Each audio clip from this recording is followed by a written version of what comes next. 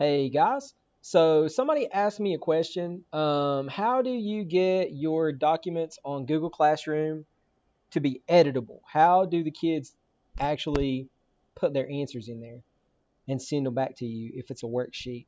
And I said, well, it's pretty simple. So let me show you.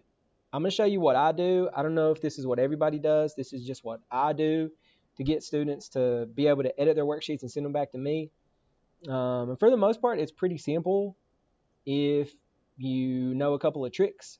So the very first thing that I do is I find my source material that I want to find. And I've got some of those that I want to show you right here. I use these for a unit that I always teach, but I have the printouts. I have the worksheets, and I always pass out worksheets. We don't always use worksheets, but these particular worksheets are snippets of information that require just a small response. So it's sort of like an understanding worksheet. You can throw them out there digitally. You can even do like a slideshow or something like that. But I just like to use these worksheets. So I'm going to show you how I'm going to make these editable so my kids can use them on Google Classroom, and it'll be a quick assessment. They can get it and send it back to me because it's really easy to do. All they have to do is tell me the conflicts shown in the sample passages. And I find them online. I found them online in the past. So I just want to give this website that I'm finding these from some credit. It's e-reading worksheets.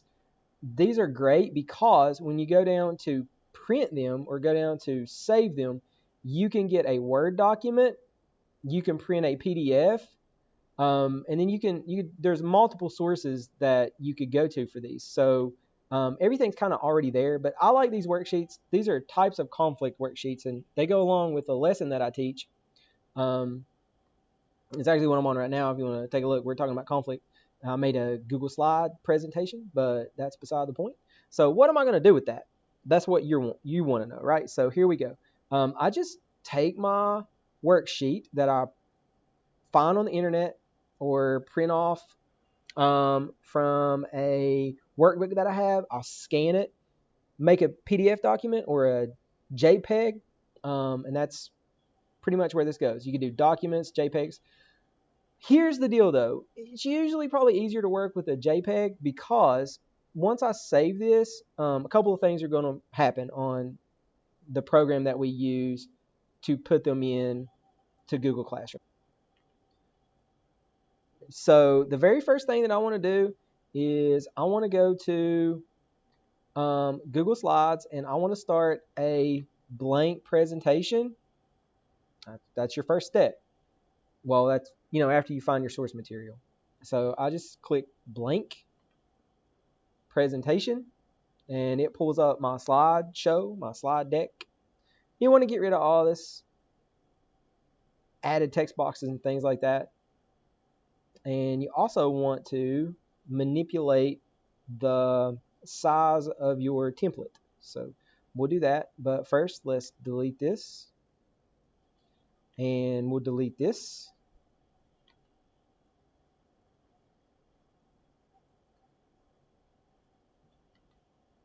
Real simple.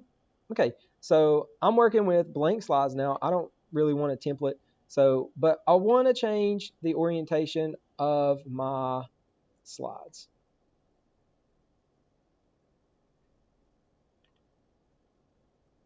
So how we do that is we go to File and we go to Page Setup. And that pulls up the Page Setup view. You can do some defaults, but we're going to do custom. And we're going to do 8.5 by 11. Okay, now that looks more like a sheet of paper. So that's what I want. That's the simplest form.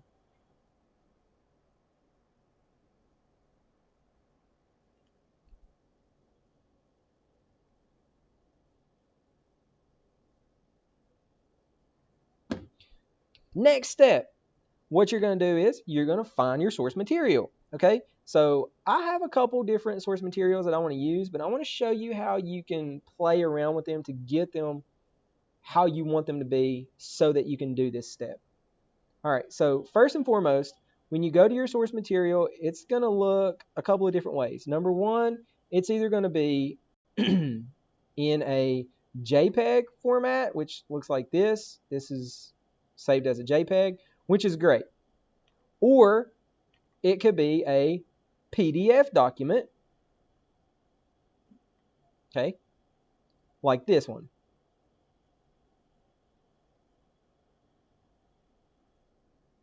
Okay, so notice it says types of conflict worksheet 2. The other one was types of conflict worksheet 1. This won't work if you put this over into Google Slides as a document or as a editable document. What you need to do first is actually take this from your window as a screenshot. How you do that is, first of all, you need to fit it into the screen. So you want to zoom out. So that'll fit on the screen now. Okay, so we got that. Then what you're going to do is you're going to go down here in the search bar and you're going to type snipping tool. It pops up. You just click on that. And this is really easy to do. You just click new. And notice you can do like rectangular, freeform. We just want to do rectangular. And you just find the margins that you want to copy here. So I'm just going to make a, let's see, it didn't work. There we go. Okay, so your screen will turn gray like that. And you just make a copy. You just format it like this.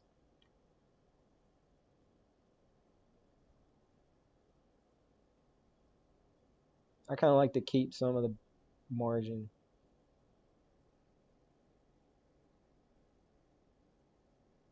Okay, and now you have your document. And you can save this. Just go to File, Save As. There's a save disk right here. I just like to File, Save As, so I know where it's going. I'm just going to save that to my desktop just so we can work with it. And you just put, I'm just going to save it conflict worksheet 2. And this is a PNG. That's fine. It could be a PNG. It could be a JPEG, whatever picture document, graphic document that you want to save it as, that file extension. But this is how I do it. So I'm just going to exit off that. You can exit off this too. You could save the other one the same way. You can just scroll down if you want both pages. Well, I'll just go ahead and do that. That way we'll have both documents to work with. So you go back to your snipping tool and you click new and you want to get the second page now. Pretty straightforward. Okay, so there's my second page and I'm just going to go to File, Save As. And then you have conflict worksheet 2B maybe. Okay, so it saves both of them. I can exit off of these and I can go back to my Google Slides presentation. What I want to do from this step is very important. Okay, so when you add your picture, you don't want to go to insert image, because when you insert image, your students are going to be able to move them around. So what you want to do to insert your picture is you want to insert it as a background. Okay, so you want to go insert as background and you want to upload the picture file format that you just made by browsing your computer. We're on upload and we're just going to browse our computer. Now you can save this to Google Drive. So you might need to switch tabs, but right now I know mine's on my desktop, so I'm just going to browse my computer. And I'm going to go down and I'm going to find conflict worksheet 2. So there it is. So I click conflict worksheet 2 and it saves it as a background. And I'm going to say done. And look at that. We've got our worksheet on there. And guess what? Students can't move it around now. So if you added it as an image, students will be able to move it off and, off of the template. You don't want that to happen. So how do students make that editable? Well, you're going to want to zoom in. And as you zoom in, you can see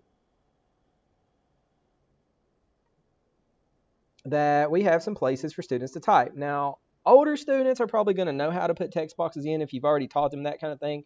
But if you just want to make it clear, or if you have younger kids, you might want to add text boxes. So this is how you get them to be editable. So you're going to put a text box. Now, when you put that, it's not really going to show up for the student, especially when you click off of it. Even though I've added a text box, it's still going to disappear. But you can type in, maybe you want to say add, maybe you want to say add name here or something like that.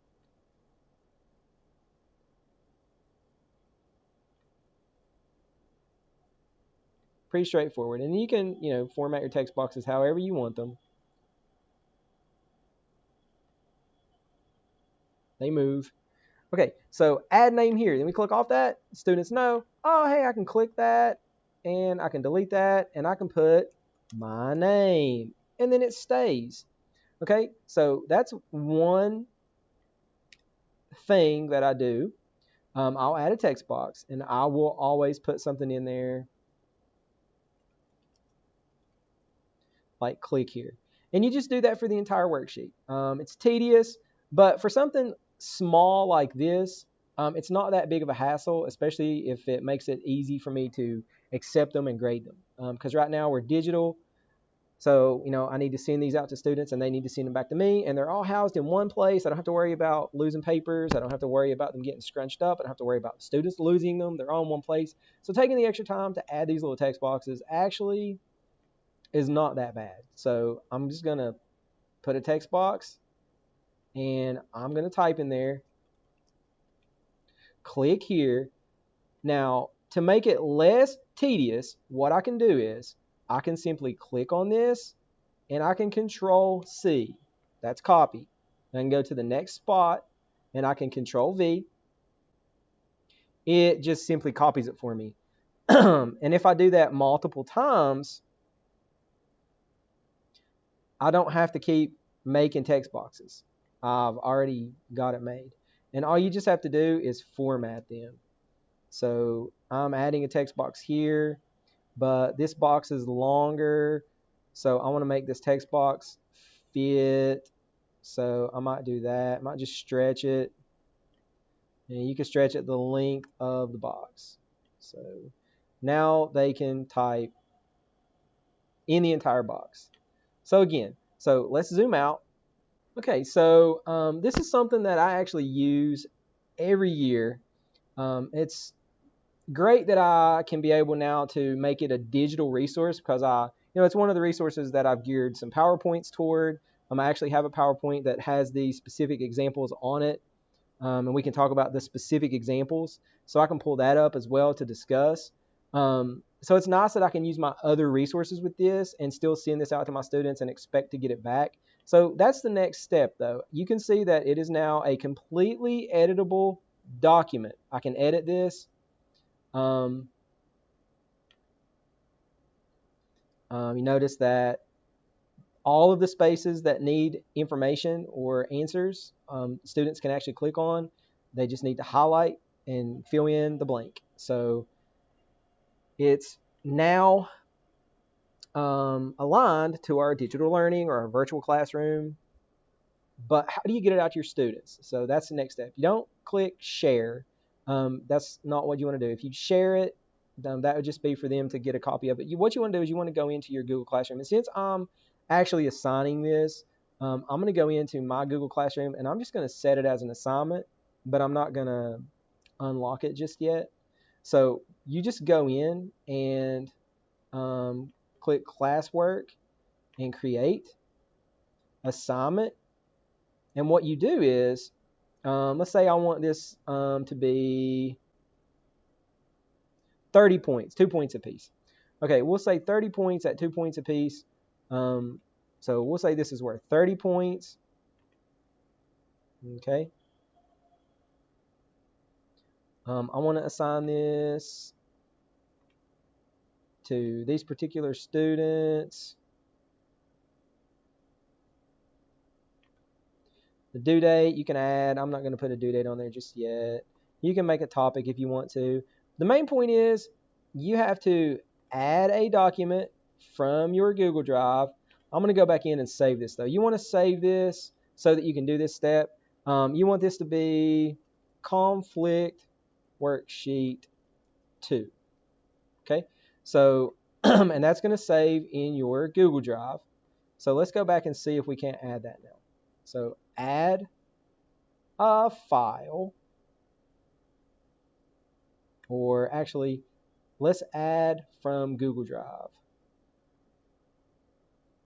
And our recents, it should pull up since that's the last thing we were working on. Conflict worksheet 2. Now I just want to click on that. It puts it in there as an assignment. What it does is it allows me to select from a drop-down menu if students can just view the file. You don't want to click this. This would just be for if it's your document and you just want to send it out there for them to view, like a syllabus or something like that. If you select students can edit file, that means they can edit your original file. This would be for collaboration only. This would be if you had a document that everyone could collaborate on, maybe like a cookbook, and they could all add to a different page, and you had set pages in Google Slides. Like the first page was for the first person in your roster, second page for the second person in your roster, something like that. That would be something that you would want to use. Students can edit file. But you want each student to have their own copy so that they can send that copy back to you edited. So they're not going to be able to edit your copy, but they're going to have to make a copy, or they're going to have a copy for themselves. Make a copy for each student. Okay, so that's pretty much how you assign the document. And then when I click assign, conflict worksheet 2, and I give them some instructions about click the text boxes to complete. Now that's a simple instruction. The other instructions are on there, obviously.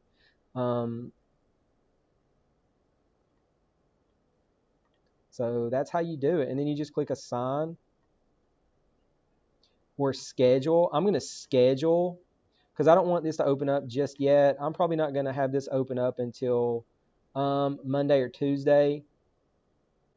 Schedule. Okay, so now if you go back to your classwork, you can see conflict worksheet scheduled for October 5th. If I click on that and pull it up, it's actually a document now that students can edit. So when they edit this, it's just going to come back to me as conflict worksheet 2 after they edit it. And that's how you do editable documents in Google Slides for use in Google Classrooms as an assignment. So I hope this helps somebody. You have to go through the process of changing your PDFs to snip those for graphics. You make a graphic, and the main part is make a graphic, make it a background in Google Slides, not just a picture, and then add text boxes. So that's it. And then you assign it as a regular assignment and make a copy for each student so that they can't edit your original copy.